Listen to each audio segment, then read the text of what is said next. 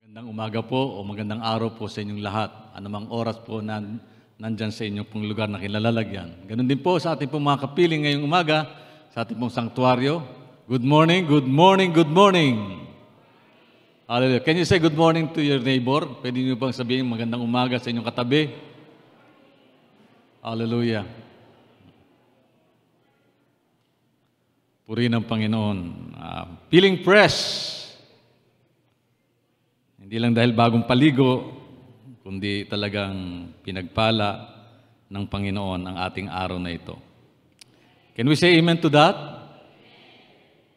Hallelujah. All things work together for good. God makes everything beautiful in His time.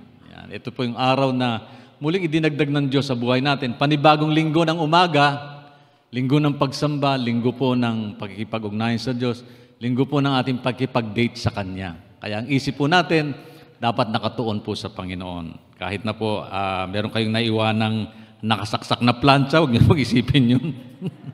O kaya meron pa kayong lalaban mamaya. Okay, may date kayo mamayang gabi, mamaya niyo na po isipin yun. I-focus po natin ating atensyon sa Diyos sapagkat siya po ay nararapat na pag-ukulan po ng pansin, pagpapahalaga, pagsamba din naman na dapat po nagmumula sa puso ng bawat isa. Praise the Lord. Hallelujah. Nadinig niyo po ba yung kwento tungkol sa isang bata na nakapulot po ng 20 pesos? Sino po sa inyo nakakapulot po ng barya? Paano niyo po napupulot yan? Nakatingala ho kayo, nakatingin sa baba. Siyempre, pag nakatingin sa baba, alam ka naman na pinulot niya nakatingin sa taas. Itong bata pong ito, nung makapulot ng 20, ay tinalaga niya ang sarili niya na lagi siyang titingin sa baba. Sa kanyang paglalakad, kasi umasa siya na marami siyang mapupulot at magpapala na makakamit sa araw-araw na kanyang gagawin ng bagay na yun. So, nangyari po, naglakad siya, nakapulot siya ng karagdagang barya, panibagong 20 pesos. Sa loob po na maghapon, nakapulot po siya ng 5 piso, 10 piso, at bukol sa ulo. Bakit? Nakalimutan niya po tumingala, may poste pala sa kanyang harapan. At mula nung mauntog siya, nagbago na kanyang pananaw. Hindi na siya tumingin sa baba, kundi sinikap niya nang tumingin sa itaas. Yan. Ano pong mensahe po ng kwentong yon? Kung meron po kayong Biblia, tayo pong lahat ay tumayo. Makibukas po kayo sa akin ng inyong pong Biblia sa aklat po ng Matthew chapter 14, verse 22 to 32. Matthew chapter 14, verse 22 to 32. Mateo 14, talatang 22 hanggang 33. Medyo sa English po nakalagay po sa akin PowerPoint, but I hope I can be able to share to you the message of God in our own language. Tagalog or Taglis o ano man ang tawag ni modern language. Matthew 14, 22 to 33, ito pong ating mababasa. Immediately, Jesus made the disciples get into the boat and go on ahead of Him to the other side, while He dismissed the crowd. Verse 23. After He dismissed them, He went up on a mountainside by Himself to pray. Then later that night, He was there alone, and the boat was already a considerable distance from the land, buffeted by the waves because the wind was against it. Shortly, verse 25, shortly before dawn, Jesus went out to them, walking on the lake. When the disciples saw Him walking on the lake, they were terrified. "It's a ghost," they said, and cried out in fear. But Jesus immediately said to them, sabi niyan, "Take courage, it is I, don't be afraid." "Lord, is it you?" Peter replied. "Tell me to come to you on the water." "Come," He said. Then Peter got down out of the boat, walked on the water, and came toward Jesus. But when he saw the wind, he was afraid, and beginning to sink, cried out, "Lord, save me. Lord, save me." Immediately Jesus reached out His hands and caught him. "You of little faith," He said, "why did you doubt?" And when they climbed into the boat, the wind died down. Pinagpala po ng Diyos ang malayang pagkabasa ng kanyang buhay at makapangyarihang salita. So we pray and ask God's directions and provisions. Habang patuloy po nating pakikinggan ang mensahe ng Panginoon ngayong umaga, tayo pong lahat ay dumulog. Magpasalamat muna tayo sa Panginoon. God is good. Always He is good. Hallelujah. Purihin ka, Panginoon. Heavenly Father, thank you so much again sa kabutihan, kadakilaan mo sa buhay namin. Lord, wala kang katulad. Tunay po, Panginoon. Kung meron man dapat kaming gawin sa umagang ito, ang kilalanin ka sa buhay namin. Lord, we declare your presence in our midst. Dinideklara po namin na nasa gitna ka namin, nasa piling ka namin ngayong umaga. Ang iyong presence is always with us, Lord. You will never leave us, neither forsake. Pangako mo yun sa amin, Panginoon. Dalayan ko, Diyos, mangusap ka sa pamagitan ng iyong salita, sa pamagitan po ng abang lingkod. Make use of my life as a messenger of your word, O God. Lord, bigyan mo kami ng kalakasan, tagumpay, biyaya. Kung meron man sa amin, Panginoon, may problemang daladala ngayong umaga, Lord, huwag mong hayaan na uwi siyang talunan, uwi siyang wala siyang bit-bit na biyaya, Panginoon, nagmumula sa iyo. Lord, pagalingin mo may mga karamdaman, palakasin mo mga nalulupaypay, bigyan mo ng kaaliwan na may kalungkutan. Pawiin mo po, Panginoon, anumang problema at pain na aming nararamdaman. In the name of Jesus, we ask for your provision, we ask for your healing, we ask for your miracle, O Lord. And we ask, O God, for your message, O God, that would encourage us. In moments of crisis, give us hope to consider, Lord God, as we walk along the life of this world with hardship and pain in front of us. Lord, salamat po sa biyaya mo. Salamat sa kalakasan. Muli, Lord, mangusap ka, Panginoon, sa pamagitan ng iyong buhay at makapangyarihan sa salita, O Diyos. Minsan pa, Ama, niling po namin ang lahat ng ito sa pangalan ni Jesus. Amen, amen at amen. Praise God. Okay po, makakaupo na. In the presence of our God, purihin ng Panginoon. Hallelujah. Thank you, Jesus. Purihin ng Diyos, kabutihan niya. Ito pong pangyayaring ito, ay familiar po tayo dito sa kwentong ito ng Bible. Lumakad ang Panginoon sa dagat, above the waves, above the stormy waves. Jesus walked on the water. Pero bago nangyari ito, may mga pangyayari pong naganap. Isa po doon, yung pagpapakain ng Panginoon sa 5,000 tao sa pamagitan lang ng kapirasong tinapay at isda. Nagpakita ang Diyos ng hibala sa pangyayaring yon sa maraming pagkakataon. Sapagkat may tinuturo siya sa atin, kung meron man magagawa ng Diyos, dakila ang magagawa ng Diyos sa buhay nating lahat. God can work wonders and miracles in our lives. Ang Diyos po ay pwedeng maghimala sa buhay natin. Sino po naniniwala sa himala? Sabi ni Nora Honor, walang himala. Pero meron pong himala sa Diyos. For my 40 years of service as a pastor, hindi ko po nakitang umikli ang kamay ng Diyos. Hindi ko po nakitang bulag ang Panginoon. Hindi niya nakita ang ating kalagayan o aming kalagayan. Hindi siya bingin, hindi niya nadinig yung aming hinaing. Hindi siya manid upang hindi niya maramdaman ang aming pong pain and feelings at emotion. God understands everything that is happening in our lives. Naintindihan po ng Diyos yun. Ang mahalaga po, sa bawat taon na dumarating sa buhay natin, natututo natin kilalanin siya kung sino siya at kung anong magagawa niya sa ating pong buhay at sino tayo sa kanyang harapan. Kilala niyo po ba kung sino kayo sa harapan ng Diyos?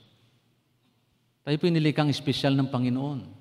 Hindi lang tayo galing sa putik, alabok, na basta na lang walang kwenta. Hiningahan niya tayo ng kanyang espiritu, tayo naging buhay na nilalang at inilapit tayo sa kanyang puso. That's the reason why the Bible tells us, God so loved us that He gave His only. Titignan niyo po yung cross na ito. Prove po yan ng pag-ibig ng Diyos. Hindi lang niya binanggit yung pag-ibig na ito, kundi ito'y kanyang ipinakita, inihayag niya ang katotohanan ng pagmamahal niya sa atin nung ihandog ng Diyos Ama ang kanyang kaisa-isang anak, walang iba kundi ang ating Panginoong Hesus. Walang gagawa niyan. Walang matinong taong gagawa niyan sa mundong ito. But God has done a lot more than anything else that we can imagine, expressing His love for us. Para ipahayag lang pag-ibig niya sa atin. At napakahalaga po, hindi lang natin natutunan ng Panginoon kung sino siya, kundi natututunan natin ang kahalagan ng kanyang salita at kanyang mga pangako. Sapagkat ito ay ating pong pinahalagan sa buhay natin araw-araw. Araw-araw po ba natin binabasa ito? O pagka-araw lang na feeling natin basahin? I hope not. Sapagkat napakahalaga po na tayo po'y tumatayo sa pangako ng Diyos. Pagkatapos po ng maghimala ang Panginoon, sinubok niya yung kanyang mga alagad. Pinasakay niya sa bangka. Yun pong istorya eh. Pinasakay ng Panginoon sa bangka. Iniwan niya silang nandun sa bangka at hindi sila sinamahan ng Panginoon. But it doesn't say na iniwan sila ng Diyos. Wala ang presensya ng Panginoon sa piling nila. Katunayan, ang sabi po ng banal na kasulatan, kung ating bang babalikan yung kwento, ating pong balikan sandali, yung kwento sa Tagalog na lang. Kasi English yung binasa ko. English po yung PowerPoint na nagawa po ng inyong bang lingkod. Pag pumanhin niyo po, pinagpuyatan ko po kasi yan. At kung pagpupuyatan ko pang i-translate sa Tagalog yan, baka naman sabihin ng pinagpapahinga ng Diyos sa kanyang mga mahal, matulog ka naman kuminsan. Alam niyo, nagbakasyon po ako ng ilang araw dun po sa lugar na kung saan ay fresh yung hangin para maibsan yung aking pong breathing, maayos po mabalik sa normal. Sabi ng doktor, Pastor, you need to take a rest. And somehow, doon sa lugar po na medyo klaro po yung air at walang pollution. Kaya lang sa isang banda, tumutunog naman yung cellphone. Rested ka nga, pero yung mind mo, hindi. Kasi may mga problema kang tinalakay, may mga meeting kang inabot, hindi naman pwedeng isara. Kasi nga dahil sa inyo pong kalagayan po ng inyo pong abang lingkod na may mga tungkulin pong dapat gampanan hanggang sa dumating ang Panginoon. Wala pong retirement kay Lord Pero ang maganda niyan, anumang pagpapagal meron tayong ginagawa sa Diyos, hindi ito mawawala ng kabuluhan. May mga bagay po pansamantala ang halaga at may mga bagay po pang walang hanggan. Kaya ang tanong po saan natin ginugugol yung ating oras, yung lakas, sa mga bagay bang pansamantala lang o sa mga bagay na pang walang hanggan? Huwag natin kalimutan, ang buhay natin sa mundong ito, pansamantala. Sabi sa kapatid, pansamantala lang pala tayo dito. Mauna ka na muna umuwi. Wag naman. Wag naman. Yan po yung tahanan gusto nating uwian, pero ayaw natin mauna tayong pumunta ron, di ba? Kakaiba ang tao talaga Sometimes we love the Lord and we embrace the world. It's so difficult as to loosen our tight embrace sa mundong ito. Kaya pa man ito po, sabi ng banal na kasulatan. Muli nyo tignan inyong Biblia. Ang sabi rito, nang marinig ito ni chapter 14, agad po nasakay ni Jesus. Pagkatapos po ng pagpapakain sa 5,000, tignan nyo po ang inyong Bible, no? As you observe, the Bible tells us, the story started from what? Started to chapter 14. Nagsimula po ito sa pagkamatay ni John the Baptist, then patungkol po sa 5,000 na pinakain ng Panginoon, naghimala si Lord, may mga alas siyang itinuturo dyan. Hindi lang po sa maraming tao, kundi particular sa kanyang maalagad, sa mga follower ni Jesus, sa mga believers niya. Alam niyo po ba, hindi po nagkukulang ang Diyos na turuan tayo ng mga bagay na may kinalaman sa kanyang katwiran, pagkilala natin sa Diyos, at pag-unawa natin tungkol sa kanya araw-araw sa buhay natin ito. Hello, nandiyan po ba tayo? Sa mga sirkumstansyang nangyayari sa ating paligid, nagtuturo po ang Diyos ng mga bagay na may kinalaman sa Kanya. Kahalagahan ng Diyos, ang presensya ng Panginoon at yung mga bagay na dapat nating gawin sa buhay natin upang yung pagpapalang ito ating makamit. Ang sabi nga ng Bible pag ang salita doon ng Diyos, pinahalaga natin, binasa natin, binulay natin ito, ninamnam natin, pinag-aralan, pinagbulay-bulayan, araw-gabi, lahat doon ng ating gagawin ay magtatagumpay tayo. Sabi po ng Bible, sa Book of Psalms, chapter 1, verse 3. Lahat ng ating gagawin, magtatagumpay daw tayo kung ating pong papahalagan ang Diyos at ang kanyang mga salita at kanyang mga pangako sa buhay natin. Araw-araw, we can be able to receive and experience the blessing that God has prepared for us. Daily po yun. Because we believe that this is the day that the Lord has made and we should rejoice and be glad in it. Gusto ng Diyos ma-bless ang buhay natin. Gusto ng Diyos maging masaya ang buhay natin. Kaya lang sa totoo lang, hindi naman lagi tayong nakangiti. Di po ba? Sino po dito may sakit? Pastor, mahirap ngumiti. Ang ngiti mo parang pilit, no? Kapag yung hagdanan, nahirapan ka nang umangat ang iyong mga paa. Pagka bumangon ka sa higaan, parang ang hirap. Sino dito bago bumangon, nagbibilang pa? Alam ng mga senior citizen yan at alam po ng mga young generation during the time of pre-war. Alam nila yon. Ito po sabi rito, agad pinagsakay ni Jesus sa bangka ang kanyang mga alagad. Sundan niyo po ako, verse 22. At pinauna sa kabilang iba, samantalang pinauwi niya ang mga tao. So anong dahilan? May purpose po ang Lord sa lagi sa pagkakataon na ito. And then, ang sabi rito, pagkaalis ng mga ito, umahon siya sa burol upang manalangin. Nag-iisa siyang inabot doon ng gabi. Verse 24, samantala nasa laot na noon ang bangka at sinasalpok ng mga alon sapagkat pasalungat sa hangin. At ng madaling araw, na sumunod sa kanila si Jesus na naglalakad sa ibabaw ng tubig. Think about this. Imagine niyo po natin yung senaryo. Ito po yung mga alagad. Madaling araw. Hindi na natutulog. Puyat sila. Bakit? Pangamba, takot ang nangibabaw sa kanilang kalooban. Bakit? Binabayo ng alon, ng malakas na hangin yung kanilang bangka. And then, sinundan sila ni Jesus Christ. Pinuntahan nila ni Jesus. At ano sabi ng Bible? Naglalakad siya sa ibabaw ng alon ng tubig. Isipin natin yon. Wow. Above the waves, above the storms, Jesus is walking. Sino si Jesus? Hindi ko po alam ang sitwasyon ng bawat isa sa inyo. Pero ako po ay naniniwala kapag tayo nasa ibabaw kapag tayo sinisiklot-siklot ng alon at binabayo ng bagyo ang ating pong buhay, kailan natin nadama na ang Panginoon na nandyan? It is our choice to believe. It is our choice to believe. It is our choice to look up and not to look down. To look up and down. Nung makita nila ang Panginoon, ang sabi rito, multo. Sabi po rito, tingnan niyo ang Bible. Kinalabutan sila sa takot. Ang mga alagad nang makita nilang lumalakad sa ibabaw ng tubig. Multo, sigaw nila. Verse 27. Ngunit agad siyang nagsalita. At sinabi sa kanila, huwag kayong matakot, si Jesus to. At nagsalita si Pedro, Panginoon, kung talagang kayo yan, paparyanin niyo po ako sa ibabaw ng tubig. Yan. Ito naman si Peter. Sa kabila ng takot na overcome niya yung fear. Alam niyo po ba, kung minsan, fear is good for us. Meron po tinatawag na good fear eh. Sometimes fear are appropriate. May mga takot to tayo dapat na pagpasalamat sa Diyos. Ano yung mga takot na yun? Yung matakot ka na gumawa ng kasalanan. Ayan. Ilan pong mga bagay tungkol sa fear? Slide ko po, anak. About fear.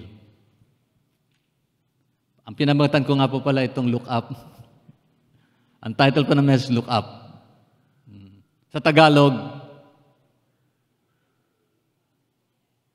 tumingin ka, tumingala. Tumingin ka sa taas. Next slide. Peter subdued fear and stepped out in faith. Ano pang ibig sabihin nun? Si Peter, bago siya naghumiling sa Panginoon na lumapit sa Kanya, may takot siya. Pangamba. Mga alagad, nasa bangka sila eh. Napagtagumpayan niya yung bagay na yun nung makita niya si Jesus. Alam niyo po ba, the presence of the Lord give us peace. Ang presensya ng Panginoon nagbibigay ng kapayapaan sa buhay ng tao. Totoo po yun, di po ba? Can we say amen to that? Presensya ng Diyos nagbibigay ng kapayapaan sa kabila ng unos ng buhay. Nasubdue ni Peter yung fear, napagtagumpay ni Peter yung fear. Kaya nga, nung makita niya ang Panginoon, sabi lang, multo. Sumagot ang Panginoon, hindi ito multo, si Jesus ito. At sabi ni Peter, Panginoon, Lord, if it is you, tell me to come to you on the water. Sabi ni Peter, Panginoon, kung kayo po yan, sabihin niyo sa akin, utusan niyo po akong lumakad sa tubig. Then Jesus said, come. Take note. Sinabi ni Jesus, lika, humapit ka. Saan naniwala si Peter? Naniwala si Peter, nakita niya ang Panginoon sa sinabi ni Jesus. Tayo po, saan tayo naniniwala? Alam niyo, hindi po pwedeng ihiwalay ang Panginoon at ang Kanyang salita. Marami yung taong naniniwala sa Diyos, pero hindi nagbabasa ng Bible. Sino yung Diyos ang ilang pinaniwalaan? Paano makikilala ang Panginoon? Salamat ang Diyos, hindi niya itinago ang Kanyang sarili kung sino siya sa atin upang makilala natin siya. The Bible is very clear describing who God is, what He can do for us, the blessing and the promises that He had stated here can be a proof for us to realize that God is good all the time. Na ang Diyos mabuti lagi sa buhay natin. Araw-gabi, may pangako ang Panginoon sa buhay natin, kapatid. Nadinig ni Peter yung sabi ng Panginoon, come. Simple. Minsan po, hindi naman kailangan mahaba yung sermon para maniwala ka sabi ng Diyos eh. Simple lang, come. Hindi in-explain ng Panginoon, Peter, alam mo ba, water. Water is composed of two things. Hydrogen, oxygen. Hindi ni-lecturean ni Jesus kay Peter. Peter, alam mo ba, kailangan itong gawin mo. Yan. Yung buoyancy ng tao, kailangan medyo ganito, alam mo, para lumutang ka. No. Sabi ng come. Alam niyo po, minsan po, yung ating pong pag-unawa sa mundo at yung pag-unawa natin sa salita na Diyos, in conflict yan eh. May conflict yan. Mayroong pagkikipagtunggali yan. Ang problema po sa mundo, maraming Kristiyano naniniwala sa mga prinsipyo ng mundo, salip sa salita ng Diyos. Pag sinabing kasalanan, hindi na dapat natin pagtalunan yun. Pag sinabing sin, something that we miss on the righteousness of God. Pag sinabing sin, ito po yung parang may tinarget ka, hindi mo natumbok yung pinaka-bullseye. Ano mang bagay gusto ng Diyos na hindi mo natumbok, kasalanan. Kaya dalawang klase ng kasalanan, sin of commission and sin of omission. Sin of commission yung mali, ginawa mo. Yung sin of omission, yung tama, hindi mo ginawa. Nakaintindihan po ba tayo? Dalawang klase ng kasalanan. Sin of omission and sin of commission. Sin of commission, yung mali, ginawa mo. Nagkasala ka. Yung tama naman, di mo ginawa, kasalanan din. Sabi po ng Bible. Nagkakaintindihan po ba tayo? Mabait naman ako, pastor, kaya langit ako pupunta. Sino nagsabi sila? Walang matuwid, wala ni isa eh. Sabi ng Bible, walang umabot sa katwiran ng Diyos. Wala. Kaya tayong lahat mapapahamak. Maliban kay Jesus Christ, tanggapin natin sa puso natin, pagariin sa buhay natin, now we can be able to receive salvation. Unless we have Jesus Christ, there is no heaven and there is hell present for us in the future.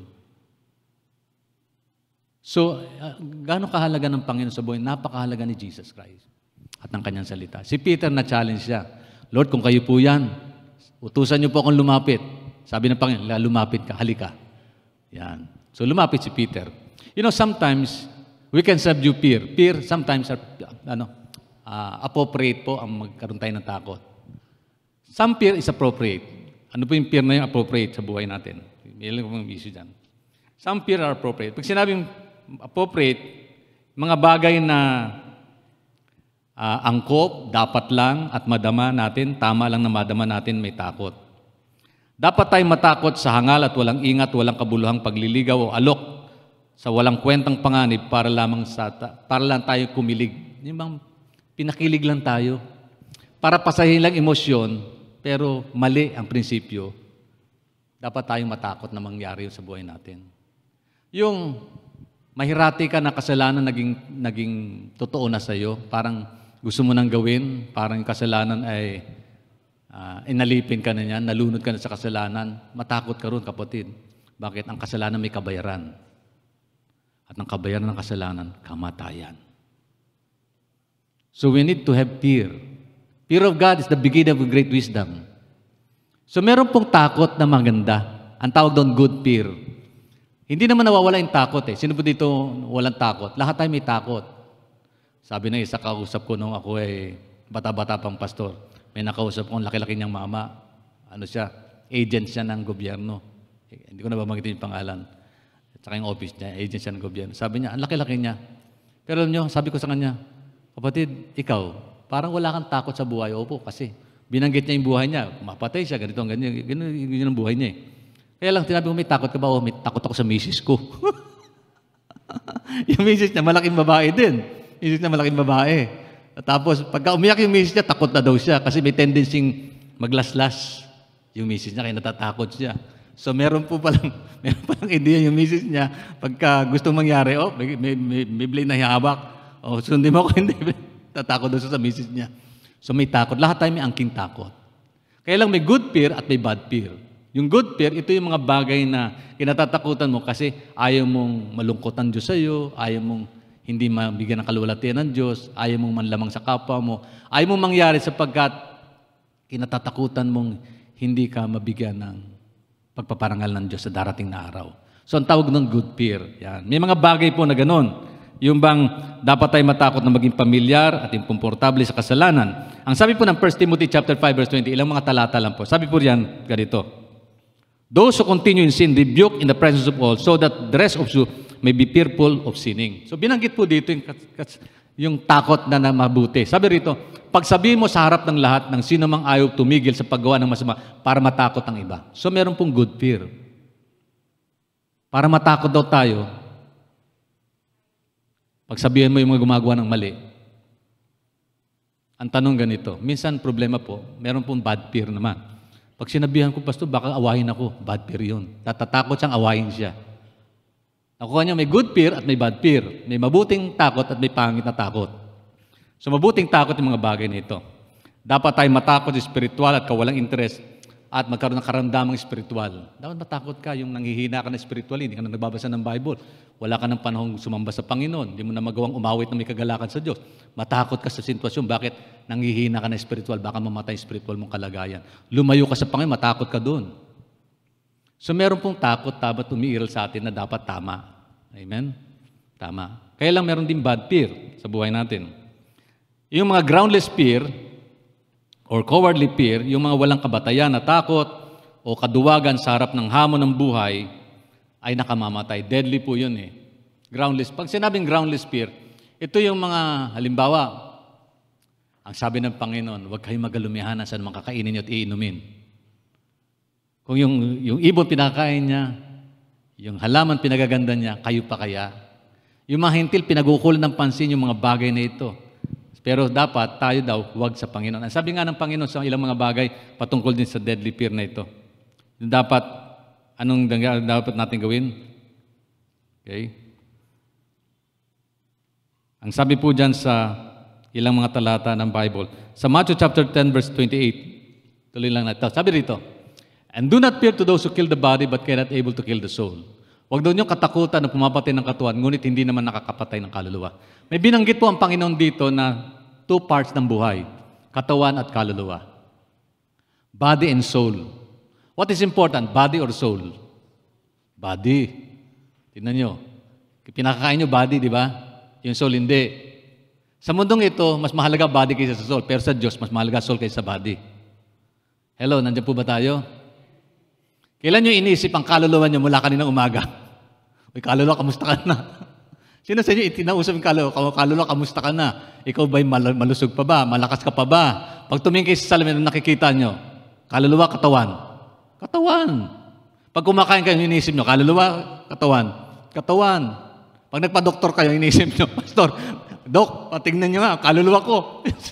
Examine nyo nga po. Pag nagpa-scan kayo, o pagka nagpa-ultrasound kayo, ano nakikita nyo? Katawan o kaluluwa? Sa medtech, tingnan mo nga yung kaluluwa ko, pakisuri mo nga. Extra mo yung kaluluwa. Hindi po. Iobserbahan yung katawan, di po ba? Pero sabi ng Panginoon ganito eh, huwag ninyong katakutan na pumapatay sa katawan, ngunit hindi naman nakakapatay ng kaluluwa. Meron palang may kakayanan na pumatay ng kaluluwa. Ano sabi dito? Sa halip, katakutan ninyo ang Diyos na may kakayang pumuksa ng katawan at kaluluwa sa impyerno. So kung may positive fear, merong negative fear. May fear na bad. Groundless ba ang tawag doon? Groundless fear. Walang saysay na takot. Ano yung mga bagay na sa buhay natin? Bago natin pag-usapan si Peter, yung mga takot muna sa buhay natin. Hallelujah. Bakit po itong takot na ito dapat natin pagtagumpayan? Sapagkat it paralyzes and render us unable to function. Minsan hindi ka na makatulog. Hindi ka makakain. Minsan hindi ka makapag-isip ng maayos. Minsan immovable tayo, hindi tayo makakilos. At nagiging inutil tayo. Sino dito na i-share si Lord itong buong linggo? Na ibahagi mo ang pag-ibig ng Panginoon sa iba, sa kapwa mo. Pero natatakot kang i-share, baka mapahiya ka. Baka awayin ka. Ang tawag doon, groundless fear po yun. Groundless fear. Tingnan nyo nga, minsan nga sagot tayo ng sagot sa issue dun sa Facebook natin, sa internet, sa media. Nakikisalo tayo sa debate, usapin ng mga taong nagtatalo. Tapos hindi natin sinishare si Lord na mayroong pong katapangan para sa taong nangailangan ito. Hindi ko sinasabi makipagtalo, no? Kasi you will not win in arguments, sa totoo lang. The best thing you can do today, hindi to argue, but to prove your love to them and you care for them by sharing the wonderful word of Jesus. But hindi po kailangan pong debatihin sila sa mali nilang ginagawa, kundi ibahagi mo ang salita ng Diyos at pahayag mo sa kanila ang pagmamahal at pagliligtas ng pagtutuwid ng Diyos sa buhay nila. Yung pong importante. At mismo ang ating mga sariling patotoo, yung ating pong action. Action speaks louder than words. Amen? Hello? Naalala niyo pa ba yung exercise ko? Exercise tayo ulit. Sige. Taas ang kamay. Sige po. Exercise para magising tayo. Taas mo lang kamay. Yan. I-wave natin. Kaliwa, kanan, kaliwa, kanan, kaliwa. Sabay-sabay lagay natin sa ating batok. Oh, noo po to. Noo to. Batok to. Ito po batok. Noo po ito. Noo. Kita niyo po? Hindi na kayo natuto. Noo po ito, batok ito. Sabi ko, batok. Sino? Napasunod ko kayo. Bakit? Action speaks louder than words. Ganun po kasimple. Ganun po kasimple. Kaya anong share nyo kahit magaling kayo sa debate? Pag nakitaan kayo ng pagkukulang at pagkakamali sa buhay nyo, walang kwenta yung tama nyong sagot sa debate na yan. So ang issue dito, hindi lang po by words, but by deeds. Amen? Okay, ito po, bato ka. Nagbangon na ba? Baka mali Tagalog ko. Ayun. So, yun po yun. It demoralizes us and make us want to run and hide. Pagkatakot ang umiral sa atin, nadidemoralize tayo eh.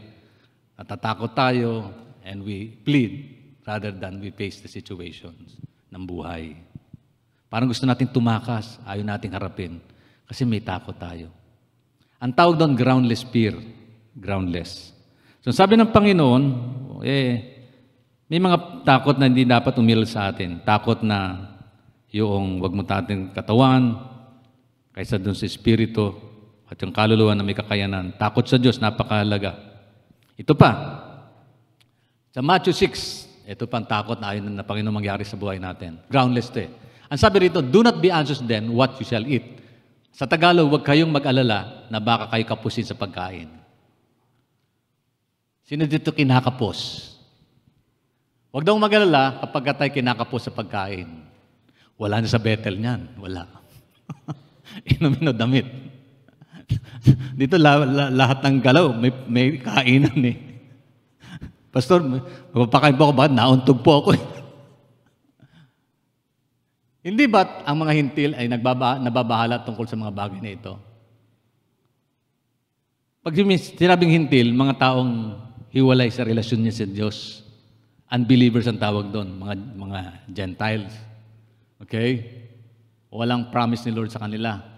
Ang sabi, alam na ninyo, Ama na nasa langit, na kailangan ninyo ang lahat ng ito. Alam na pala ng Diyos, kailangan natin ng So groundless pala na mag-alala tayo sa mga bagay na ating kailangan araw-araw. Katunayan niya, nabahala tayo sa maraming bagay, pero hindi naman nangyayari. Nababahala tayo, baka pastor ng mga yayat, taba-taba mo nga, nangayayat ka. Sabi nga pastor ni, bakit pag nangayayat, parang may sakit? Pag yung tumataba, wala sakit. Nangayayat ka, may sakit ka ba? Diba? Pag yung tumataba ka, may sakit ka ba? Hindi natin nasasabi yun, di ba? Nasasabi natin sa totoo lang lahat, karamihan sa mga taba may sakit. Sa mga payat, medyo isang bulatin na lang na pipirma. Matindi doon. Well, speaking about life, kasi sabi rito daily needs pa yan ha. Daily needs. Kapusin sa pagkain, inumin at damit.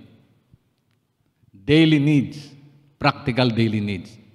Hindi daw dapat katakutan yun. Hindi dapat kinakabahala. Yan. Sa bagay na yan, nais ng Diyos, mag-step out tayo with faith in our heart. Tayo humakbang ng pagtitiwala. Kaya nung napag-subdue ni Peter yung takot, nung makita niya si Jesus, nawala yung takot eh. So anuman takot meron ka, tingnan mo si Jesus Christ. Look unto Jesus. And fear will flee away. Yung fear, tatakas yan, nahala sa buhay natin yan. Takot. Anong takot meron ka ngayon? Lahat tayo may takot eh. May good fear at may bad fear. Bad fear ang tinutukoy dito. Yung groundless fear, tinabanggit yan. So sabi ni Peter, Lord, kung kayo po yan, utusan niyo po akong lumapit. Lumakat sa dagat. Sabi ng Panginoon, come, lumapit ka. Sumunod si Peter, yes. Tingnan natin ang senaryo. Peter looked down. Peter went, but he looked down. Merong nangyari kay Peter. Tama yung ginawa niya, sumunod siya sa Panginoon. Tama lang po na punuin natin ang salita ng Diyos ang ating pong buhay. Humakbang si Peter kasi narinig niya si Jesus Christ, come. Di po ba? But, Peter, bumalik yung takot niya. Alam natin yung story sa anong dahilan. Tingnan sa verse 30. Sabi rito, but when he saw the wind, he was afraid and began to sink. Cried out, Lord, save me. Ano nangyari? But when he saw the wind, tingnan nyo, no? Yung tinignan si Jesus Christ, Lord, kung kayo po yan, utusan niyo po akong lumakad, palapit sa iyo. Sabi ng Panginoon, come. Pero bumaling ang paningin niya saan? When Peter looked down, doon sa dagat, sa alon. Anong nangyari? When Peter saw the wind, he was afraid and began to sink. Yung kanyang focus nawala kay Lord. Nawala sa Panginoon ang kanyang focus. Alam niyo, araw-araw, ang buhay natin, humaharap tayo sa desisyon. Kung salita ng Diyos sa ating na pangahawakan o hindi, paniniwalaan o hindi. Kanina, nag-send po ako ng aking message sa ating Facebook. And I would like to read portion po ito. Kasi bahagi po ito ng message. Remain strong in the Lord and hold on to His word. Yun po ang title nito. Manatili kang matatag sa Panginoon at panghawakan mo yung kanyang salita. Huwag mong ilayo yung inyong paningin sa Panginoon at sa kanyang salita. Yan. As I said, let me share to you in this insight to encourage you to remain strong in the Lord and hold on to His word. Ang reason po na itong insight na binadala ko kanina, na binasa ng ilan sa inyo at ng marami na hindi, ito pero ko sa inyo. Alam ko hindi nyo nabasa eh. Kasi late ko na napadala. Anong oras ko napadala? Mga 7 o'clock na yun. Alam ko, nagpe-prepare na kayo, nagtimpla na kayo ng kape, naliligo na kayo. Sabi ko, bira magbabasa nito. Kung may mag-reply man ng reply na nakita niya, sinilang niya yun, hindi niya binasa yun. Kasi agad niya nag-reply eh. Kasi send ko lang nag-reply, thank you, Pastor. Hindi mo binasa yun. Bakit? Nag-thank you ka lang. Ganun katal. Okay, ito sabi dito. Since decision matters so much, we must be wise in how we make them. Ang pagdesisyon natin sa buhay napakahalaga. Kaya dapat to maging matalino tayo sa pagpapasya. Ang sabi ng Psalms chapter 19 verse 7 ay ganito. The law of the Lord is perfect, converting the soul. Ang utos doon ng Panginoon ganap. Sabi po rito, ang batas ni Yahweh walang labis, walang kulang. Ano daw? The law of the Lord is perfect. Pag sinabing perfect, walang labis, walang kulang. Perfect nga eh. Tingnan nyo katabi nyo. Perfect ba yan? Hindi nga, Pastor eh. Bakit? Okay. May guhit yung kilay. So, hindi perfect. Masintabi pa sa mga gumaguhit ng kilay. Natutuwa naman ako kasi gumaganda kayo, di ba? Tama lang naman, pagandahin natin yung pinaganda ng Diyos, pinaganda man ninyo. Parang kulang. Simple lang yan. Ang dahilan niya, ayaw lang niya sabihin kulang. Diba? Sister Neri, sabi ko, Mama, ang tagal-tagal mo mag-prepare. Alam niyo na ibig sabihin nun. Pinagaganda niya ng gusto sarili niya. Para sa akin at para kay Lord. Yun naman. Ganun lang yun. Kaya unawain naman natin. Hindi siya perfect. Si Lord ang perfect. Sabi rito, ang batas ni Yahweh perfect. Converting the soul. Walang labis, nagbibigay ito ng tao ng pagbabago ng buhay. Sabi ng Bible, ito'y nagbibigay sa tao ng panibagong kalakasan. Ang mga tuntunin ni Yahweh mapagkakatiwala, nagbibigay ng talino sa payak na isipan. Ano daw? Yung utos ng Diyos, yung salita ng Diyos, yung law of the Lord, it gives us wisdom. Okay? Wisdom. Meron pa akong riddles eh. May 3 palaka na sa batuhan. Nag-decide sila na tumalon sa kabilang batuhan. Ilan sa palagay nyo sa kanilang naiwan? 3 palaka, nagdesisyon sila na tumalon doon sa batuhan. Ilan sa palagay nyo naiwan? Binasa nyo. Okay. Nag-decide pa rin sila pero hindi pa nila ginawa. Alam nyo, maraming tao nagdesisyon eh. Nag-decide akong mahalin ko misis ko. Pero ngayon hindi mo minamahal. Ibang minamahal mo. Desisyon ka lang pero hindi mo ginagawa. Alam nyo, marami po sa atin nagdesisyon. Pero ngayon hindi tinutupad yung kanilang pangako. Yun pong problema. Making decisions is a big step. And it is first part. The main part is to take action and bring your decision to reality. Tingnan nyo. Ang sabi ni Lord kay Peter, come. Inanalyze ni Peter yun sa isip niya. Kaya humakbang siya. Bakit? Sinabi ni Jesus eh. Ito ang tanong. Ano yung pangako na basa mo sa Biblia? Pinanghawakan mo ba ito? Decision is so important. May pagpapasya kang dapat gawin. Inunawa mo. Sabi ng Bible, ang sino mang tumanggap kay Kristo may buhay na walang hanggan. Ang tanong, may buhay na walang hanggan ka ba? Siyempre, bakit? Tinanggap ko si Jesus. Sinong sabi yun? Sinabi niya. Di ba? Ibig sabihin, inanalyze mo yun, tinayuan mo yun, pinaniwalaan mo yun. Kaya ka nagdesisyon na tanggapin siya sa buhay mo. Okay? Yun po yun. Making decisions is a big step. Napakahalagang pagakbang. Ito'y unang parte. The main part is to take action and bring your decision to reality. How do we listen to God when making a decision? Paano tayo nakikinig sa Diyos bago tayo magpasya? Nakikinig ba tayo sa Diyos bago tayo magpasya? O nagpapasya muna tayo, tapos, Lord, pakinggan mo naman ako, Panginoon, tapos nagpe-pray tayo. Minsan si Lord, ginagawa nating taga-pirma lang nung check ang inilalagay natin sa checkbook. O kaya ng request, nilalagay natin sa request natin, pinapipirman, Lord, signin niyo po ito yung desire ko. Ang problema nun, nauna tayo dun sa hangarin ng Panginoon. Dapat inuuna natin si Lord, saka natin inuugnay ang ating pambuhay. Delight yourself in the Lord and He will give the desires. Alam niyo ibig sabihin nun? Delight yourself in the Lord and He will give the desires of your heart. Ang ibig sabihin nun, hanapin mo muna yung nagpapasay sa Diyos at ibibigay niya yung kagalakan ng puso mo. Yun po ang ibig sabihin nun. Hindi yung ano man nasa puso mo, ibibigay ng Lord para magkaroon ka ng kagalakan. Mali yun. Hindi yun ang translation nun. Hindi po ibig sabihin nun. Okay? This is the ideal we look at this word, tumitingin tayo sa kanyang salita, this is the ideal test. Kung nakikinig nga ba tayo sa tinig ng Diyos at sinusunod ng kanyang mga direksyon. Kung talaga nakikinig tayo sa direksyon at tinig ng Diyos, atin pong binibigyan ng halaga ang kanyang salita sa buhay natin. Kaya reading our Bible daily is so vital sa Christian growth. Ulitin ko po yun.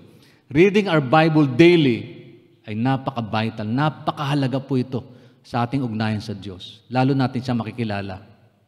Lalo natin siyang mamahalin. Lalo natin siyang kikilalanin at makikita natin yung layunin ng buhay natin. Amen? Ang ating mga desisyon at aksyon ay nakaugnay ba ito sa kalooban ng Diyos? Tanong. Harmony ba ito? In harmony? When making decisions, huwag ka munang magtanong kay Google. Kasi si Google, pang nag-type ka, maraming sagot yan. Tama po ba? Minsan sabi ko, anak, ano ba ibig sabihin ito? Google mo nga. Iba naman, magbasa ka muna ng anumang libro o author ng anumang insight ng isang tao. Huwag mo munang hanapin at pakinggan ang opinion ng business expert, medical gurus, financial manager, legal expert, self-proclaimed prophets, o words na nakikita at nakilala at sikat na tao at iba pa. Ask God first by prayer and through His Word. Bago ka umapit sa sinumang taong may alam, basahin mo ng Biblia at manalangin ka muna. Alamin mo ang prinsipyo ng Diyos. Alamin ang direksyon ng Panginoon sa buhay natin. Alam niyo po ba? Nangungusapan Diyos sa Kanyang salita. Hello, nandiyan po ba tayo? Pastor, gusto ko pong mag-asawa. Basahin mo Bible. May direksyon siya dyan. Wala kasi dito pangalan ng mapapangasawa ko. Meron yan. Miniro ko pa. Meron ko yung people, miniro ko. Meron yan, nandyan yan. Totoo, nandyan yan. Sige lang, basahin mo. Pastor, ano pilido? Gusto specific eh. Gusto specific. Anyway, basahin mo Bible, didiktahan ka niyan at sasamahan ka sa tamang direksyon, desisyon ng buhay. Meron tayong dalawang pwedeng magpilian, meron tayong dalawang pwedeng ultimate authority will be. Dalawang bagay, ang salita ng Diyos o ang salita ng mundo. Meron tayong dalawang pwedeng pagpilian salita ng mundo o salita ng Diyos. Ang sinasabi ng Diyos o sinasabi ng mundo. Yan. If you base your decision on secular, popular opinion, you always be in shaky grounds because culture changes every day and people's opinions are not always trustworthy and they are unstable. Tingnan nyo, pagka pakikinggan natin ng mundo, ang uso ngayon, bukas hindi na. Ang tama ngayon, bukas magbabago na. Tingnan nyo ngayon, bakit to ilang pirma na lang, papasa na yung divorce? At maraming tao naniniwala at gusto niyang mangyari yan. Ang problema, ang Diyos, kinausap ba natin na siya may-ari ng lahat ng bagay at ng buhay natin? Hindi na kinakausap ng tao ang Diyos. Pati ng mababatas na tayo rin ang namili, hindi nila kinakausap ang Diyos. Ang kinakausap nila, yung opinion ng boboto sa kanila, boboto ng tao sa kanila, yung mga opinion ng tao, ano ba tama, ano bang mabuti sa iyo? Anong sabi ng Bible sa Malakay? I hate divorce, God said. May prinsipyo po, hindi po solusyon yan. Sa totoo lang, sa mga, kasi mayroong mga asawang binubugbog daw, hindi solusyon ng divorce. Kasi may pinagkaugatan ng dahilan kung bakit ito nagkakaroon ng ganyang relasyong hindi maayos, hindi tama. And divorce is not solution. Hello, alam po ba ninyo yun? Ang Diyos may solusyon. Lumapit ka lang sa Diyos, bigyan mo ng pansin sa kanyang salita, at meron pong prinsipyo, nais niyang sundin natin at mapaayos ang lahat. God can change heart of men. God is in the business of changing people's life. for its betterment. Yun po ang katotohanan. Sa pasimula pa lang, sino ba namili? Hindi mo naman hinanap ang Diyos eh. Sino sa inyo, nung mapangasawa nyo, bago mo mapangasawa, kinausap mo ng Panginoon, siya na po ba? Talagang para sa akin, Lord. Kasi Lord, naghingi po ko ng sign sa iyo eh. Kulang eh. Ano yun? Nag-pray po ako. Sabi ko, Lord, ang sino mang unang babae, pagdungaw ko sa bintana at ngumiti sa akin, siya na.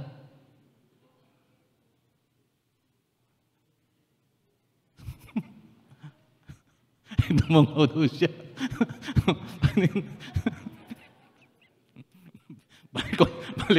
Pabalik sa kanyang prayer room. Sabi niya, Panginoon, marunong ka rin pala magbiro, Panginoon. Wala daw maganda sa kanya. Wala, kahit yung ngipin daw, hindi maputi. Marunong ka pala magbiro, Panginoon. Yung una daw miti sa kanya, wala man lang kang ngipin-ngipin. Ano ba yung bakit? Kasi pananaw mo lang yun, hindi mo talaga binasa ang balin at hindi ka nakipag-unayan totoo sa Diyos. Kasi sabi ng Bible, okay, a good wife comes from God. Inihiling sa Diyos, dinadalangin. Yung people, listen. Diba? Sa pasimula pa lang, mali na yung pagpili, tapos sisisihin natin ng Diyos, tapos gagawa tayo ng batas na ayaw ng Diyos. Ibig sabihin lang po, talagang nalayo na tayo sa Panginoon. Ang katotohanan na yan. Kaya ang mundo, apektado po ang marami. Apektado po ang marami. Ang pananaw ng ilan, pinaniniwalaan ng iba. Pag-pray nyo po na may mga batas po na huwag pumasa kasi ang apektado po ang ating pong pananampalataya at pagtitiwala sa Diyos niyan. Pinagpipray namin, huwag po ma-aprubahan yung same-sex marriages. Kahit po ako naka-online, babanggitin ko po ito. Kasi sabi ng Bible, in the book of Genesis, hindi mainam sa taong nag-iisa. Bibigyan ko siya ng mga kasama.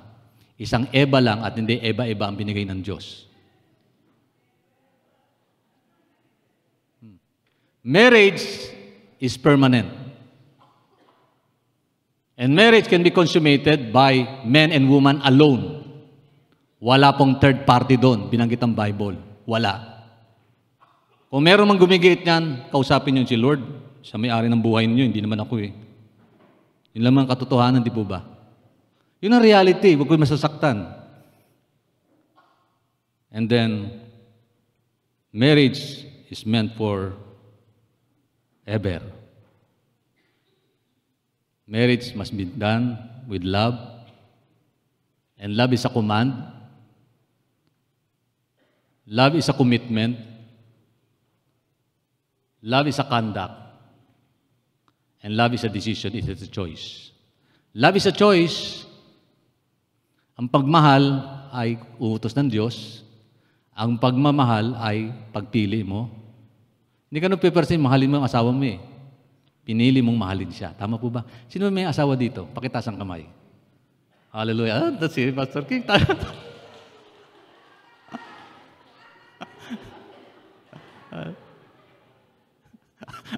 Ano po ba ibig sabihin ng Benji? Dalawa kamay, suko kayo. Surrender. Joke lang, joke. Bakit nyo sila pinili? Pinersa ba kayo? Hindi naman eh. Pinili nyo sila mahalin. Di ba? Si Peter, pinili niyang sundin sinabi ni Jesus Christ. Hamon sa kanya yun eh. Pinili niya yun. It is his choice. Because love is a choice. Love is a commitment. Love is a conduct. Ang sabi ng isa, Pastor, hindi ko na-feel na love my misis ko, kaya lang committed ako eh, till death do us part eh. Kaya nakikisama pa rin ako.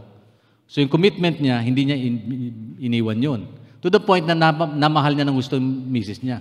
Kasi may punto sa buhay nila, may mga differences sila eh. Magtatalo sila hanggang sa point na maghihiwalay na sila. Pero Lord, kasi nakakaya naman, sa Panginoon, may pangako kami sa isa't isa, tapos hihiwalayan ko. So yung commitment ang nagdikta sa kanya para magpatuloy. Hindi na yung love, hindi na yung feeling na mahal niya. Kasi nagbago yung feeling eh. Love is a choice. Kaya lang pinili niyang mahalin eh. Sa totoo lang, pinili mo yung hindi compatible sa'yo. Wala naman talagang compatible na tao eh. Parehong partner mo eh. Yung gusto niya, gusto mo rin. Magtatalo kayo, mag-aaway kayo lagi. Kasi yung gusto niya, gusto mo rin. Di ba dapat nagko-complement yun? Compliment. Yun po yun. So, ba't ba tayo napunta doon? At sabi ng Psalms 118, 19 verse 89, Your word, O Lord, will last forever. It is eternal in heaven. So, yung salita ng Diyos, mananatili magpakailaman, ito'y pangwalang hanggang langit daw. Sabi po ng Bible. Kung sa dito ka sa mundo, magtitiwala sa prinsipyo at pangako nito, pansamantala lang daw yun. Pero kung sa Diyos, pangwalang hanggan ang halaga nito. Ang tanong, ano pa pipiliin mo? Pero sa totoo lang, mas pinipili ng taong prinsipyo ng mundo. Kasi ito yung sikat, ito yung paborit, ito yung popular ngayon. Noon po, ang mga Kristiyano, pag nagsini, kasalanan na yan. Naabutan po namin ni Sister Nene, yung mga young people, bawal na bawal ka magsini. Iba ang dating noon. Nagsini ka, no? Magsisi ka kay Lord. Bakit? Ganun po ang pananaw ng marami noong matatanda patungkol sa kabanalan. Alam ni Ate M yun. Pag pupunta ka dito sa pulpito, yung nakapalda ka, lumagpas lang ng tuhod, nasilipan ka na noon, nung panahon noon. Ngayon, hindi mo na kailangan manilip.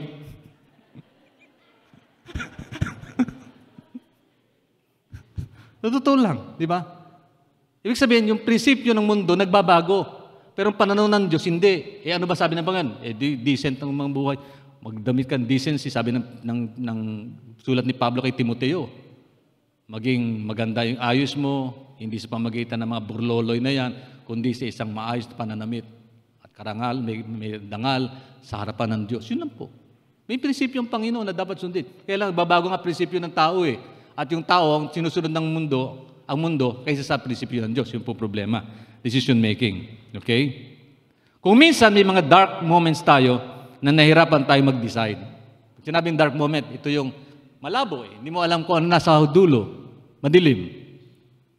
Lalo na sa panahong ito na pawang malabo para sa marami kung ano ang mangyayari sa ating mundo.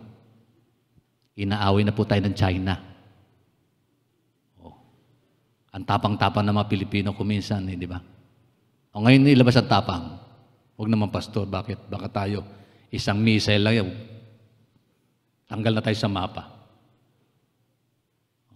Yung mga big brothers natin, talaga bang aalalayan tayo nito? Baka naman iwan tayo sa ere. Papahamak naman tayo. So may pangamba dyan. Naintindihan niyo po ba sitwasyon natin? Hello? Ano magiging bukas natin? Ito pa, meron pang bagong strain of the virus na pwedeng dumating daw. Another pandemya. Ano gagawin mo? Natakot uli. Pero sabi ng Bible, God has provided us His flashlight. Sa kabila ng mga bagay na ito, lalong dumarami ang ating question sa buhay, nadadagdagan ng takot at pangamba, at yung iba'y nawawalan na ng pag-asa. But fortunately, kagandahan niyan, God has provided us His flashlight. Ano yung flashlight? Ang kanyang Bible, ang kanyang salita. Ang sabi ng Bible, His Word, a lamp unto my feet, and a light unto my path. Ano daw? Salita ng Diyos. Lampara ng buhay, ilawan natin sa ating lakad, ating paglakad sa buhay na ito. Okay? Ano daw? Ang salita ng Diyos. Ang tanong dito, binabasa ba natin yung light na ito? Para samahan tayo sa liwanag ng buhay sa ating landas in our journey in this world. Life is a journey. Ang buhay natin sa mundong ito'y paglalakbay. Yan. Hindi mo naman kailangan i-disassemble ang flashlight para maintindihan mo how it works, di po ba? Ang dapat mo lang gawin, sindihan mo lang to, buksan mo lang para lumiwanag. Ganon din po ang salita ng Diyos. Minsan may mga bagay na hirap nating unawain. Kailangan po ba na explain ni Lord John? Itong bagyo, bakit dumarating yung bagyo? Kailangan ba natin, Lord, ano ba ang dahilan kung bakit para maintindihan natin yung mga problema ng buhay kaagad? Ang Diyos ba ay laging tumutugon sa ating tanong? Marahil, hindi. Pero why does God allow this thing to happen? Meron siyang gustong mangyari kasi na dapat tayo makaunawa ng bagay na ito. Si Peter, balik natin si Peter, no? Matatapos na ako sa message. Si Peter, excuse me, sumunod siya sa Panginoon, nadinig niya si Lord. Kaya lang, bumaling ang kanyang pananaw saan? Hindi na sa Panginoon, kundi sa hangin at doon sa tubig. Ano nangyari? Samahan niyo po kung tingnan niyo yung Biblia. Ano nangyari? But when Peter saw the wind, he was afraid and began to sink. He cried out, Lord, save me. Human logic began to work against his faith. Ano yun? Yung kanyang pangunawa ng tao. Sa palagay niyo po ba, pag kayo lumakad sa tubig, lalakad kayo? Aahon kayo? Human understanding. No, you won't. Hindi mo kaya. Ginawa ko po sa Mindoro. Madaling araw, Lord, with faith in my... Naniwala ko. Subukan ko nga, Panginoon, yung karanasan ni Peter. Baka naman, kasi naniwala ko pwedeng mangyari. Pero hindi ako... Abang namalakad ako sa baybay, madaling araw yun, sinubukan ko, Lord, kunyari, nandiyan ka. Kunyari, nandiyan ka, Lord. Inisip ko, with faith in my heart, ha? Sabi ko, pansinin ko. Lumulubog ako. Hanggang sa yung tubig hanggang dito, lumulubog. Naligo na lang ako. Sabi ko, ano ibig sabihin? Human understanding tells us, hindi pwede. Yung practical side ng buhay, hindi pwede talaga. Hello? Hindi pwede. Nakintindihan niyo po yun? Ang challenge niyan, yung human understanding at yung salita ng Diyos. Sa problema ng buhay, human understanding, salita ng Diyos. Halimbawa, may sakit ka. Ang sabi ng doktor, wala nang lunas eh. Pag unawa ng tao, hanggang doon na lang. Pero naniwala ka, by His stripes, we are healed. Divine provision yun. Divine understanding yun eh. Spiritual understanding yun against human understanding. May hamon yun. Ang nangyari ngayon, si Peter lumubog. Bakit? Kasi yung focus niya nawala kay Jesus. Dumating yung human understanding niya. Human understanding niya. Salamat, dinadala tayo ng Diyos sa ganong kalagayan. Bakit? Upang makita natin ang kahalagahan muli ng Diyos sa buhay natin. Yung mga testing ng buhay, pinahintulutan ng Diyos upang maintindihan natin kung sino tayo at kung sino siya. May limitasyon kasi tayo bilang tao. Hindi natin kayang iligtas ang ating sarili, hindi natin kayang pagalingin ang ating mga karamdaman. By God's grace alone, He can be able to receive the things that we need in life. Ano nangyari? When Peter began to divert his attention not on Jesus, he began to panic. Nagsimula siya magpanic. Ano nangyari? Lumubog siya. You know, every time we follow human logic, human rationale, and human opinion and take our eyes off Jesus and put them onto anything else, we will begin to sink and then panic. Pagka tayo may problema at nawala na yung pananaw natin sa Diyos at nagsimula ng apply yung ating pag-unawa, nagsisimula na yung stress. Naranasan ko po yun. May mga bagay po na gusto mong resolve ang problema. Tumana ka lang araw, ang daming problema sa distrito, sa ibang mga churches. Panginoon, ano bang gagawin ko, Lord? Napakahirap. Kahit hindi mo gustong isipin, pumapasok eh. Kasalanan ko ba yun? Hindi. Ang tawag ng straight thoughts. Yung hindi mo iniisip mangyari, pero biglang nangyari. Hindi mo gustong planuhin, hindi mo plinano, pero dumating sa buhay mo. Ang bigat ng problema. Anong gagawin mo? Sabi, Pastor, huwag mo isipin. May nagpaalala, Pastor, ganun talaga. Magpapalala ako, huwag niyo pong isipin, may solusyon si Lord sa mga problema natin. Hindi ko lang masabi, sana ikaw magkaroon ng problema, hindi ako. Kung pwede lang magpalitan na. Sino gusto nang mag-exchange gift? Exchange gift ng problema. Palitan tayo ng problema. Sabi sa akin, nakaraan ni ating Treasurer, Pastor Tom, Pastor June, mariresolve nila problema natin ito, huwag natin isipin. Oo, totoo. Tinanong ko siya, anong oras ka nagising? Daling araw, gising pa po ako, Pastor. Sabi mo, kung isipin. Hindi pa pwedeng hindi isipin, di po ba? Kasi human understanding tells us, problema eh. Kaya lang, para ma-appease yan, sabi ko nga sa sarili ko, Lord, kung lagi ko itong isipin, talo ako. Kung isipin kita, Panginoon, ikaw may tugon sa problema ko, pwede mo akong paupain. And the moment na yung pong sinasabi ko, binabalik ko yung kaisipan ko sa pangako ng Panginoon, napapanatag, nakakatulo ko na mahimbing. See, kabutihan ng Panginoon. Kasi hindi mo isipin eh. Halimbawa, may sakit yung anak mo, hindi mo maisip yun. Anak mo, mahal mo sa buhay. Isipin nyo yun. Hanggang sa hindi ka makatulog, hindi ka mapakali, hanggang sa parang nalulunod ka na problema mo. Si Peter nangyari yun. Bakit? Kasi nawala yung focus niya sa Panginoon. Na-divert ng opinion ng mundo at opinion sarili niya. Nakalimutan niya ang kahalagahan ng Diyos sa buhay niya sa pagkakataon na yun. Ang problema, sinunod ni Lord, tuloy natin ang sitwasyon. Ano sabi rito?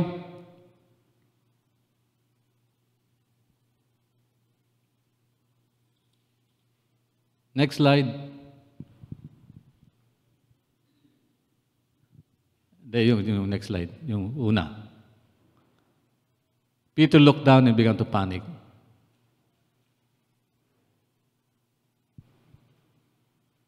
Alam niyo, hindi lang si Pedro nangyari sa kanya yan eh. Sa Bible, may mga sitwasyon po na ganun din po nangyari.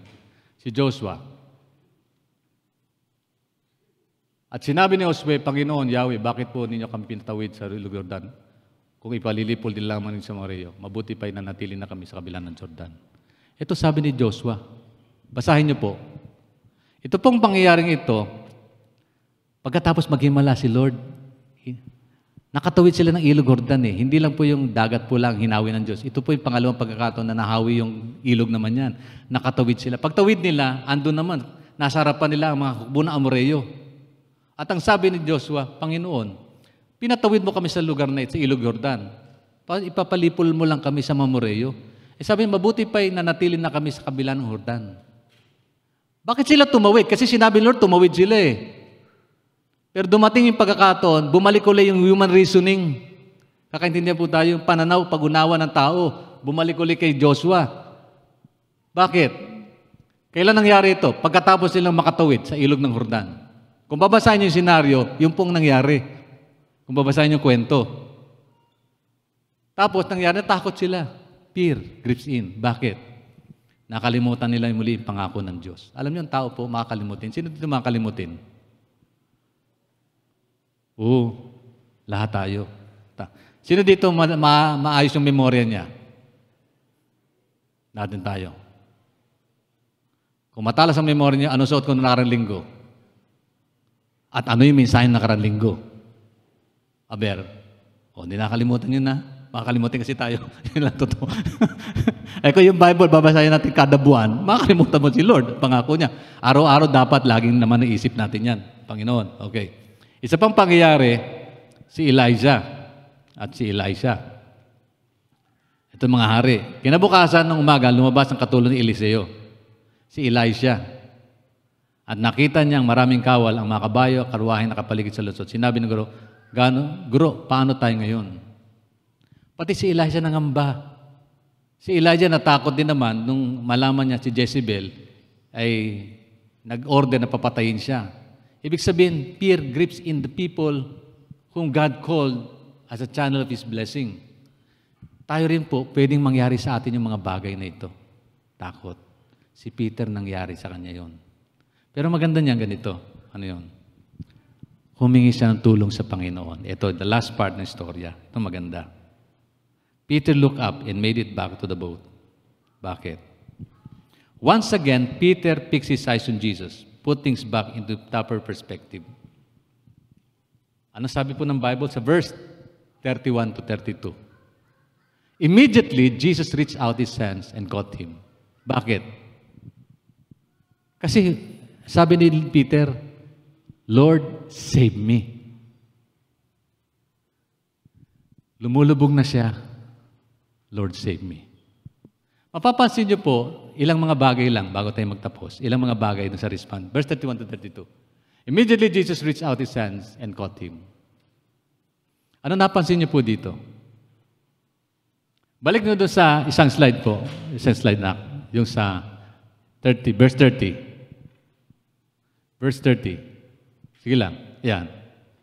Anong mapansin niyo po rito? Yung prayer ni Peter. Pansinin niyo yung prayer ni Peter. It was a very, very, very short prayer request. 3 words lang. Sa Tagalog, 4 nakataga. Sa English, 3. Lord, save me. It was a very, very short request. Hindi ko naman sinabing yung mahabang panalangin, hindi natutungo ng Diyos. Hindi po. At hindi importante yung long prayer.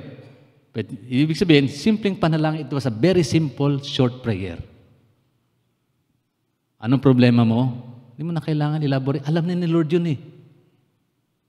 Panginoon, alam niyo po ba, minaway ko kanina, sinuntok ko po ako, kinurot ko naman siya, ganun, nagsaktan po ako, dinapos ito, yung gusto ko injection ng doktor, kaya lang ayaw, umiiyak po ako kasi takot ako sa injection. Hindi mo na kailangan sabihin sa Panginoon. Simple lang, Lord, help me. Hindi ko naman sinabing huwag niyo kausapin ng Panginoon sa puso natin. Ibig kong sabihin, in moment like this, we need a short prayer, a quick, immediate prayer. Very short request. Tingnan niyo naman ang tugon. Lord, save me. Pero, sincere yan, fervent prayer yan. Bakit? Malulunod ka na eh. Kukwentuhan mo pa ba si Lord? Hindi na. Tuloy natin, verse 31 to 32. Yung next slide, yung other slide. 31 to 30. Yan. Take note. Tingnan sa verse 31. Immediately, Jesus reached out His hands and caught him. Ano napansin niyo po doon? Immediate prayer, simple prayer with an immediate response ni Lord. Napansin niyo po yun? Simple prayer, immediate reply si Lord. Sabi, immediately, reach out His hand and caught him. Ito pa maganda. Little faith, tinugon pa rin ni Lord. Ang sabi ni Lord, you of little faith, He said, why did you doubt? May doubt na siya, little faith pa, pero Jesus reached out His hand. Sabi ko sa Panginoon, napakabuti mo talaga. Kakaiba kang Diyos. Kakaiba kang Diyos. Kahit yung may maliit na pananampalatayang may pag-alinlangan sa iyo, inaabot mo pa rin. Kaya kailan nagkulang ang Diyos? Kailan umikli ang kamay ng Diyos? Aber? Sabi ni Jesus, you of little faith, He said, why did you doubt? Ito pa maganda.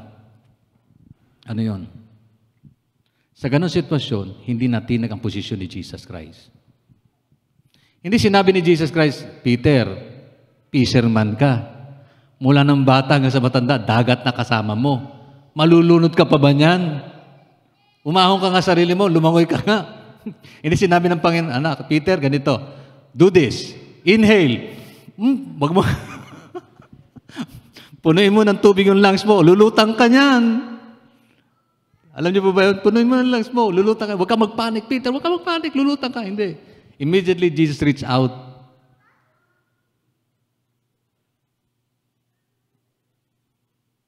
And then, sinabi ni Lord, you little faith, why did you doubt? At ang kagandahan niyan, ang sabi ng Bible, sa verse 32, and when they climbed into the boat, the wind died down. Nung abutin ni Lord si Peter, sinamahan niya ito hanggang sa makarating sa doon sa safe na lugar. Nagpapatunay po na hindi ka iiwan ng Panginoon anumang bigat ng problemang iyong dinadala, anumang bagyong iyong inaharap. Jesus will reach out His hand upon you and He will be with you in your journey till you come to the safe place. Amen. Hallelujah. Purihin ang Panginoon. Dakilang Diyos. Hallelujah. Tayo pong lahat ay tumayo.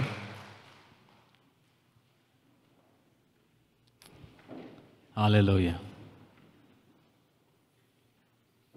Sa totoo lang, habang si Peter lumulubog, ang Panginoon nakaangat pa rin. Nakaangat pa rin siya. Nakatungtong pa rin siya sa ibabaw ng alon. When Peter was in trouble, was in panic, Jesus is not in trouble. He was not panicking. Panatag ang kalooban ng Diyos kasi Diyos siya. The Lord understand the position of Peter. He understood the ordeal of Peter. Alam niyo po, alam ng Diyos ang ups and down ng ating pagtitiwala sa Kanya. Alam ng Diyos kung nakapokus tayo hindi sa Kanya. May mga araw na katulad ni Peter. Malakas ang loob natin pero may takot tayo. Kuminsan sa buhay natin. May mga problemang kaya natin, may problemang hindi natin kaya. Pero take note of this. Learn from what Peter experienced in life. Sa pagkakataon na yon. Naranasan niya, gano'n mang kalakas siya, pwede siyang lumubog. Gano'n mang kalakas, pwede kang lumubog, kapatid. Pag nabaling ang focus mo, hindi na kay Jesus at sa ibang mga bagay na. Alam niyo, araw-araw, ang ating pong buhay na hamon ng mga bagay sa mundong ito. Kumukuha ng ating atensyon. At doon natin ginugugol yung ating oras at panahon. Nakalimutan natin, ibigay yung oras at panahon sa Diyos. You know, God can be able to work wonders and miracles sa buhay pa rin natin. Naniniwala ka pa rin ba ng Diyos naghihimala, nagpapagaling, nagbibigay ng kalakasan? Kaya lang sometimes, human understanding and reasoning put us doubt on God's promises. Put doubt on God's promises. Naglalagay ng pag-alinlangan sa pangako ng Diyos. At alam natin ito. Pero kapatid, sino si Jesus sa iyo? Sino ang Panginoon sa iyo? At ano magagawa niya sa buhay natin? Kung yung little faith and doubt, inaabot pa rin ng Diyos, how much more kung tayo talaga ipopokus natin ating atensyon mismo na sa loob ng ating pong puso, ang Diyos mismo ang nasa harapan natin. Hallelujah. We need the Lord more and we must decide sa buhay natin kung ano ang ating pipiliin, pagtitiwalaan sa mga oras na ito. Sino po dito may pangailangan, may prayer request, just come to the altar. Lumakad po kayo, may pagtitiwala sa Diyos, may pananampalataya na merong magagawa ang Panginoon sa buhay ninyo. Maniwala po kayo, nahin po sa inyong paniniwala, tugunin ng Diyos sa inyong pangailangan. Sige po. Hallelujah. Pwede niyo sabihin, Panginoon, katulad ni Peter, Lord, gusto ko pong lumapit sa iyo kung ikaw man yan. Ano sabi ni Jesus? Come? I must come. And sometimes, kapag tayo humahakbang, may pag-alinlangan tayo. Totoo po yun. Si Peter, may pag-alinlangan siya. Why doubt and not put your trust upon God? Hallelujah. Hindi po ako nagpapagaling. Marunong lang ako mag-pray. Pero ang Diyos na aking pinaniwalaan, sinasama at pinaglilingkuran, ay marunong maghimala at makapangyarihan sa lahat. Alam niya ang ating sitwasyon, alam niya ang kanyang magagawa sa buhay natin. At walang mahirap sa Diyos, kapatid. Just come and believe in Him. Like Peter did. Na-challenge niyan, naniniwala ba ako, Panginoon, naniniwala ba ako? Lord, hallelujah. Yes, God. Higit sa lahat, i-focus natin ating atensyon sa Diyos, sa ating Panginoon. Yakapin po natin ang presensya ng Diyos, higit dun sa ating pangailangan. The more we embrace Jesus, the more blessing will come. Alam naman ng Diyos ang ating pangailangan eh. Panginoon, dagdagan mo po ang aming paniniwala sa iyo sa mga oras na ito. Opo, katulad ni Peter, marahil may takot kami sa aming puso't kalooban, sa aming kaisipan. Pero Lord, nasubdue ni Peter yung takot na yun. Kaya nung makita kanya, Panginoon, at nagpakilala ka, O Diyos, kung sino ka, ganun din, Panginoon, sa amin, Lord. Pakilala mo sa amin, kung sino ka. Lord, mabuti ka sa amin, makapangyarihan kang Diyos, at walang imposible sa iyo. Yan po yung aming paniniwala, Panginoon. O kaya nga't nung sabihin mo, Panginoon, kay Peter na ikaw yun, sabi ni Peter, Panginoon, Lord, ilapit mo ko sa iyo. Gusto kong lumakad sa tubig na ito.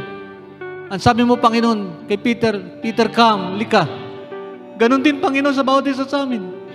May hamon ka, Panginoon, O Lord, na amin pong dapat piliin na kami ilapit namin ang aming masarili sa iyo, ano man ang bigating daladala ng bawat isa sa amin. Wala pong mahirap sa iyo, Panginoon.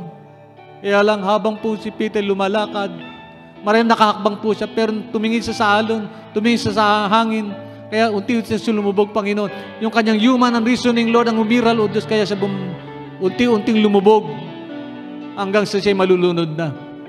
But once more, Lord, Peter looked up to you and asked in a simple prayer, Lord, save me.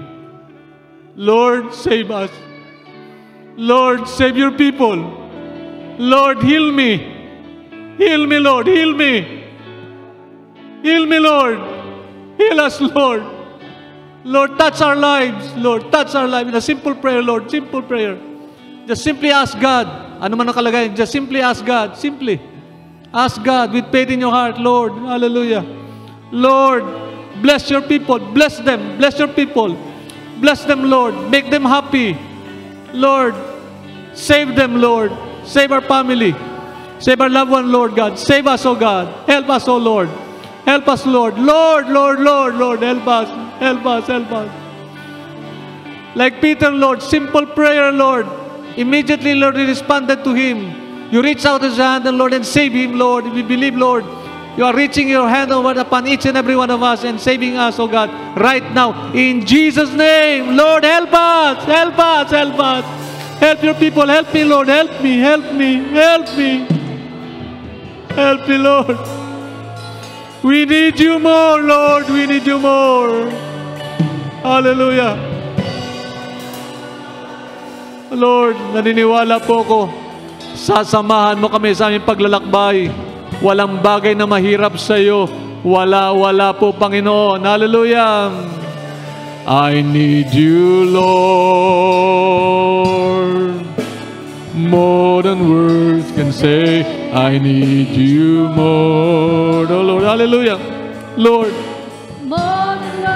Help my sister, Lord, in Jesus' name. Lord, help my sister, Lord. Lord, help her in Jesus' name, Lord God. Father God, help my sister, Lord. Answer her prayer in Jesus' name, Lord. Hallelujah.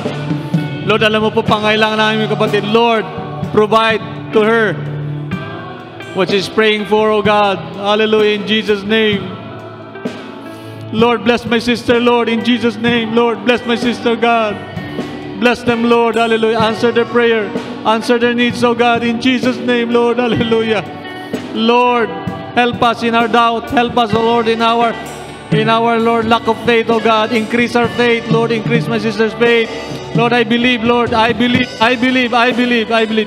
Bless them, Lord. Bless them in Jesus' name. Bless my brother, Lord. Hallelujah. Bless my brother, Lord God. Hallelujah. Bless my sister, Lord. Bless them. Bless them, Lord. Bless God. Bless. Lord, bless. Lord, bless them. Hallelujah. Hallelujah.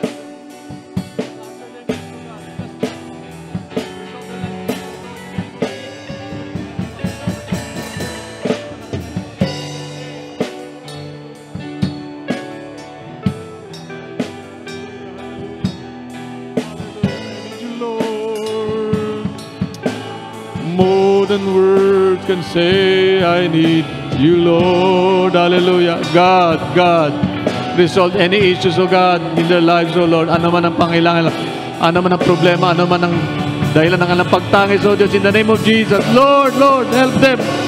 Lord, then save them, Lord. Hallelujah. Lord God, I pray, bless them, Lord, in Jesus' name. Bless them, Lord, bless them. Lord, help, Lord God. Bless them, Lord. Bless them, oh God. Save them, Lord. Hallelujah. Just cry out to God like Peter did. Hallelujah. Yes, God. Hindi mo kailangan ng komplikadong panalangin. Just tell Him, Lord, help me. Lord, help me. Oh God, help me. Help my sister, Lord. Help my brother. Help my brother, Lord. Help me. Help them, oh God. Abutin mo sila, Ama. Pasayahin mo ang buhay ng bawat isa, O Diyos. God. Hallelujah. I pray in Jesus' name, Lord God. Hallelujah. Hallelujah. Lord, I pray in Jesus' name, Lord. Tulungan mo po kapatid ko ito. Lord, touch her life. Oh God, answer her in Jesus' name. Hallelujah.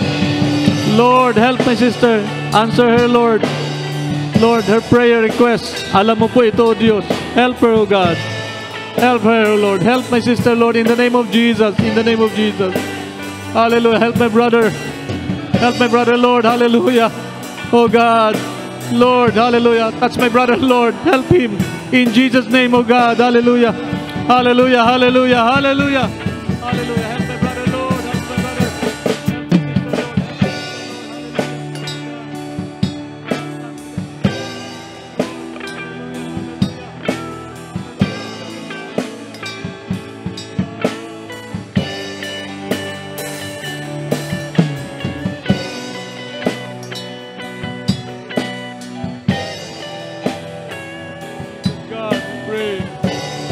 Hallelujah, hallelujah, hallelujah. Lord, help him. Save them, Lord. Hallelujah, Jesus.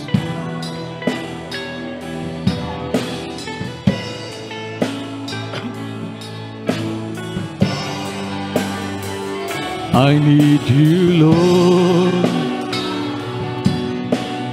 Never before I need you, Lord. I need you, Lord. Hallelujah. O Diyos, aming Ama, aming Tatay sa langit na nagmamahal sa amin. Lord, hindi pa man kami pumapunta sa lugar na ito, alam mo na ang kalagayan namin. Walang bagay, Panginoon, na hindi mo alam sa buhay namin. Maging po yung mga bigating dala-dala ng bawat isa. Kaya naniniwala kami, O Diyos, simple prayer would work wonders and miracles in our lives. Lord, we need you more. Yes, God. Patuloy ka namin makilala kung sino ka sa aming buhay at kung anong magagawa mo sa amin, O Diyos. Lord, huwag mo pong hayaang uuwi kaming talunan, huwag mo pong hayaang uuwi kaming malungkot.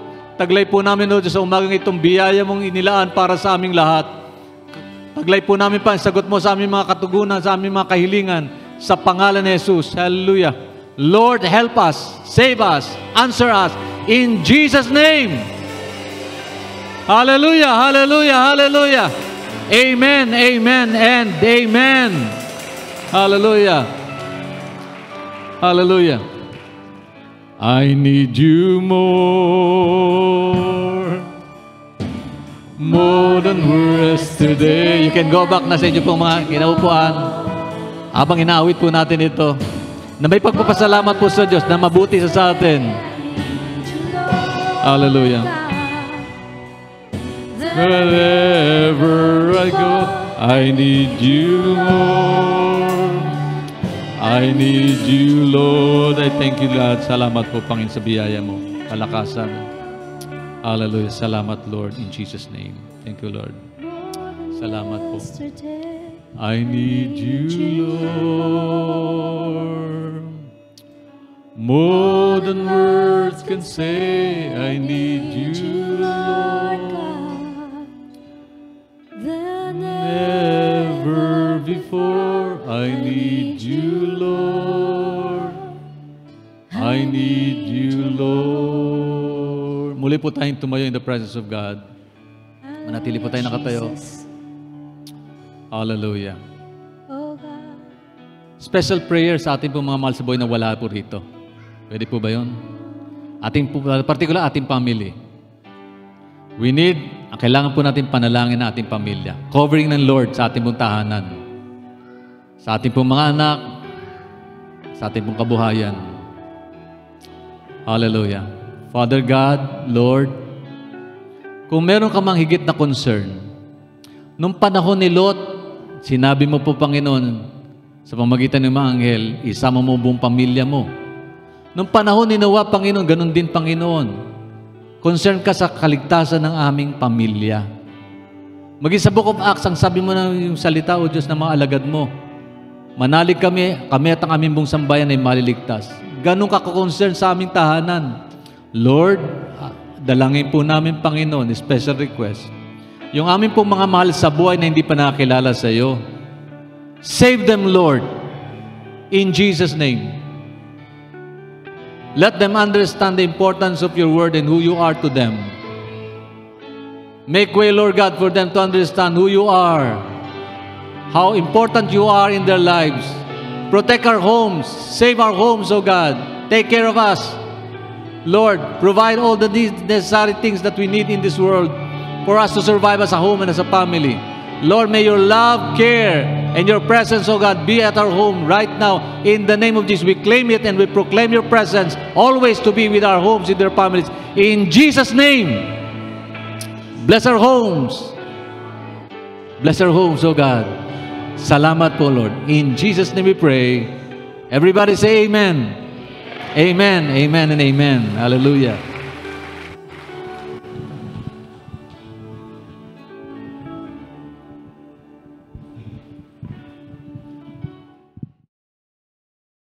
Praise God. Doon po natin ating pansin sa Panginoon at maging po sa ating pansamantalang pag-iwalay at paglisan sa tanay ito ng Diyos. Taglayin, tanggapin ng bawat isa sa atin ang basbas at pagmamahal ng Diyos Ama, biyaya at patuloy ng pagliligtas at kagalingan ng Diyos Anak, at ang patuloy ng pagkipisan, kaaliwan, patnubay, gabay ng Diyos Espiritu Santo ay sumaating lahat ngayon at magpakailanman. Amen. Amen. God bless you po. God bless you. Magandang araw po sa inyo lahat. Enjoy the day. God bless you all.